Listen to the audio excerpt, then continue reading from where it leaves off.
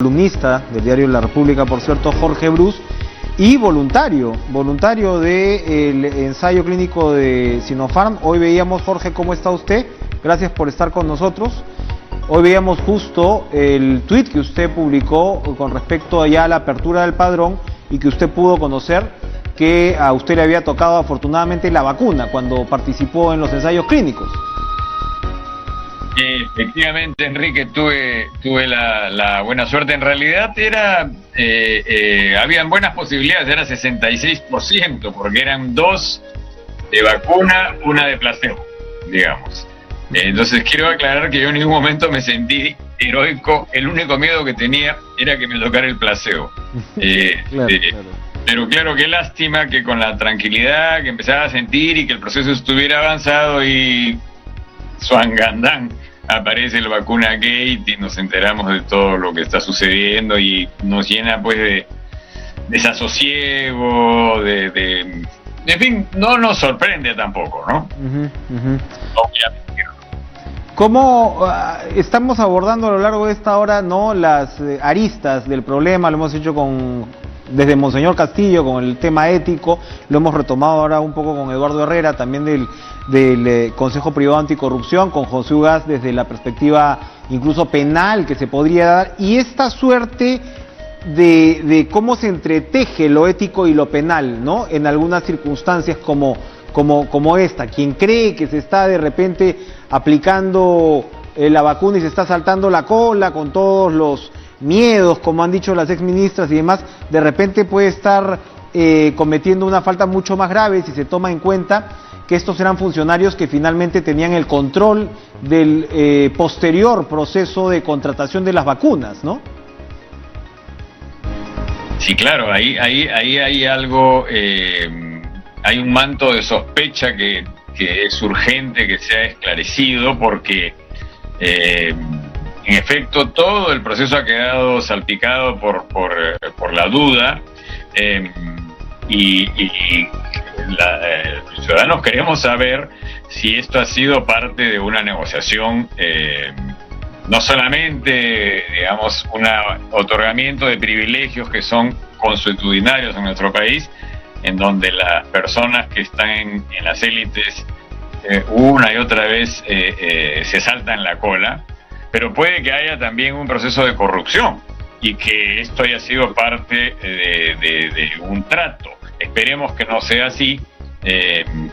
Y hay muchas preguntas. Antes de comenzar, miraba el padrón y veo que muchas personas han recibido en el grupo de los 487 3 dosis, por ejemplo, ¿no? No está claro tampoco eso, de las 3 dosis. A nosotros, los voluntarios, nos pusieron primero una serie de pruebas clínicas para descartar que tuviéramos presión alta, colesterol, etcétera. No podías ingresar. Pero luego nos pusieron 2 dosis, en algunos casos placebo, que también veo que están muy preocupados los que han recibido placebo porque se había ofrecido vacunarse de inmediato y ahora ya no se sabe cuándo van a ser vacunados. Así que también quiero hablar por ellos, porque me parece que están siendo perjudicados por esta situación.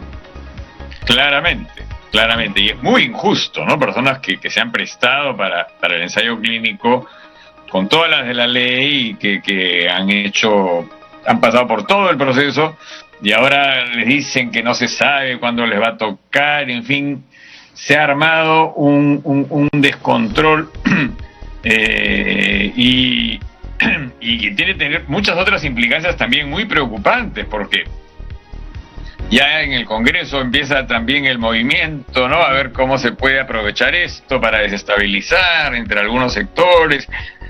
Hay una sensación de déjà vu en todo esto, ¿no? ¿Cuál es precisamente, ahora nos llamaba la atención en el Congreso, que como sabemos, bueno, lo que pasó con el episodio de Manuel Merino de Lama, se llegó, ¿no?, a una suerte de aparente propósito de enmienda del Congreso de decir, el próximo presidente de la República, porque así ya estamos, ¿no? O sea, ya elegíamos presidente de la República cada 3 meses o cada 2 semanas, ¿no? El próximo presidente de la República no iba a salir de entre quienes habían votado por la vacancia de Vizcarra. Y ahora lo que se ha decidido es que la famosa comisión para investigar el caso de vacunas no va a ser integrada por nadie que hubiera votado en contra del proceso de vacancia. Es decir, solamente entran a este club los que hayan votado por el proceso de vacancia. Esto al final termina pasando de este propósito de enmienda a esta suerte de reivindicación de lo que fue la designación de Merino de Lama. Es decir, en el Congreso se sigue insistiendo con una suerte de suma cero, ¿no? Entre lo que significaba Vizcarra y lo que podía significar Merino de Lama. ¿No se entiende todavía en el Parlamento este tipo de consideraciones? Creo que se entiende más bien perfectamente y por eso lo están haciendo, porque sienten que es el momento de golpear, literalmente golpear, con todas las acepciones del término. El gobierno está muy afectado por esta crisis, a pesar de que esto proviene fundamentalmente del gobierno de Martín Vizcarra, salpica al gobierno actual con la ministra Massetti, y además en el momento que se ha descubierto todo esto. Y entonces, esa percepción de estar fortalecidos, empoderados, los vacadores, es la que a mí me preocupa muchísimo, porque de verdad en el país en este momento había un momento de esperanza, había una luz que empezaba a emerger, ¿no? Sabíamos que había que esperar para que se vacune la mayoría de la población, pero claro, si ahora nos van a venir con amenazas de que vamos a desestabilizar todo de nuevo y a lo mejor hasta intentamos postergar las elecciones, lo que va a haber pues es un enorme malestar y muy probablemente también otra vez vamos a entrar en un ciclo de protestas, rebeldía y marchas indispensable, dicho sea de paso, si es que esto ocurre. Esperemos que no. Pero no voy a esperar que prime la sensatez en un gobierno, en un Congreso que mayoritariamente ha demostrado que solamente actúa en función de sus intereses. Y esto decía que es un déjà vu, porque es una vieja historia en el Perú, ¿no? Hay muy poca percepción del bien común y muchísima de los intereses personales. Luego hay una sensación de que los privilegiados, una y otra vez también, pasan por encima de los demás, solamente que esta vez han sido descubiertos infraganti, con nombres y apellidos, y es muy triste, ¿no? Porque lo que se percibe es que algo que comenzaba como un proceso de finalmente vemos la salida de esta pandemia. Ahora todo esto se difumina, se cuestiona, pero si hay algo que rescatar en todo esto es que ya a puertas del Bicentenario, es que tenemos que mirarnos, ¿no? Tenemos que mirarnos internamente, esto que más que linchamientos, más que actitudes inquisitoriales, tenemos que revisar cómo funcionamos los peruanos, porque lo que estamos viendo en las élites se ve por todas partes. Ahora, te voy a dejar con esta reflexión para ir a la pausa. Es precisamente, estás hablando un poquito de privilegios, ¿no? Pero acá los privilegios, el ciudadano a pie los comienza a ver muy claramente, tanto entre la élite, como tú la llamas, ¿no? De probablemente el sector privado y demás, pero también el privilegio del Estado, ¿no? Y eso nos plantea un dilema muy complejo para nuestro desarrollo como sociedad. Vamos, Jorge Brus, a una pausa y regresamos con más en Cara a Cara.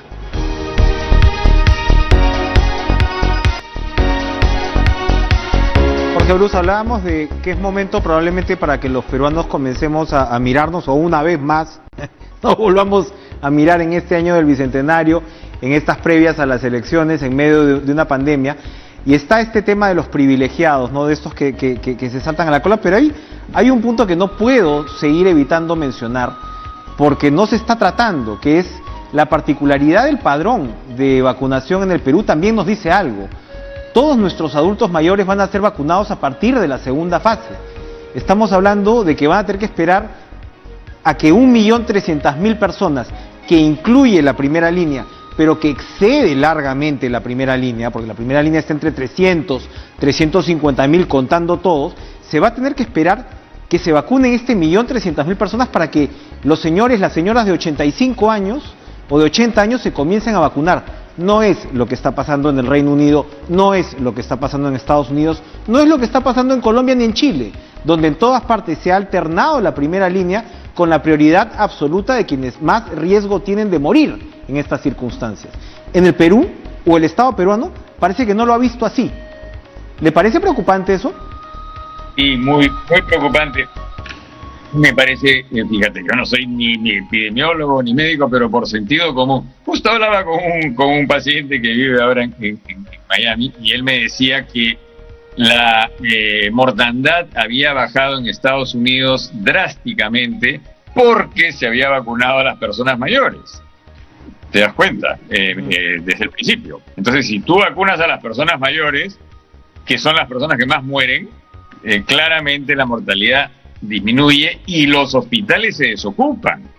¿Comprendes? Entonces, por supuesto que tiene completamente lógica lo que están haciendo en Londres, Estados Unidos, Colombia, Chile, y que tendríamos que hacer nosotros también.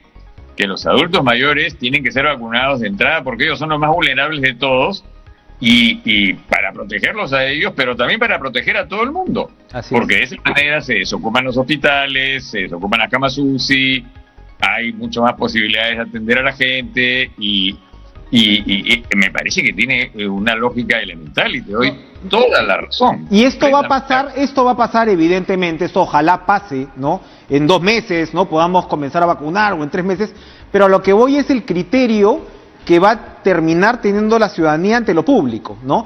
Si esa es la priorización que hacemos desde lo público, y está pasando cosas como lo del Vacunagate, hay algo que no marcha bien tampoco en nuestra forma de entender el espacio común, el espacio del Estado, insisto, el espacio público. De ahí es lógico que muchos estén diciendo, oye, que el mercado también puede entrar, pues para que si yo o quien sea puede vacunar a su padre o a su abuelo, déjeme hacerlo, ¿no?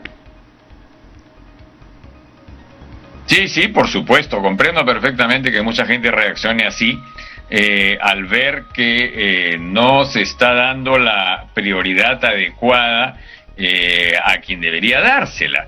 Y si van a llegar, como felizmente parece, una cantidad muy importante de vacunas, pues ojalá que se piense un poco, que se diseñe un sistema adecuado, pero que además no es tan complejo como el que tú acabas de describir, y como además estamos viéndolo en países que ya lo están haciendo, o sea que tampoco es que haya que descubrir la pólvora. Pero tienes razón que la noción de bien común anda muy venida menos, y siempre lo ha estado, y somos una comunidad tan fragmentaria, tan desconfiada, con vínculos tan precarios, nos cuesta tanto funcionar como colectividad, y no obstante, esta falla sistémica que hace que las personalidades se adapten a funcionar de esta manera, no bien estas personas salen de estos entornos y se encuentran en lugares donde las cosas funcionan de otra manera, se adaptan con mucha facilidad. Entonces, no es que haya algo estructuralmente dañado en la identidad y en la personalidad de los peruanos.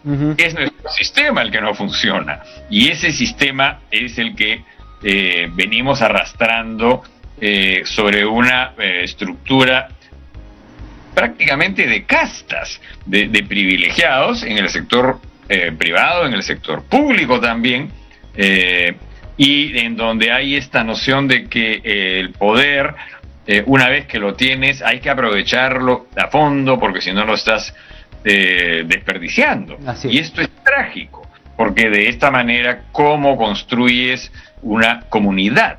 Y necesitamos tan urgentemente. La pandemia, entre muchas cosas, nos ha revelado eso, que nuestro sentido comunitario es muy frágil, y no obstante, sin eso no lograremos salir adelante. Entonces, es importantísimo recomponer eso, pero se requiere, ¿sabes qué? No quisiera dejar de decir esto, se requiere la rebeldía de la juventud. La rebeldía de la juventud es para mí en este momento la energía de donde puede salir este cambio.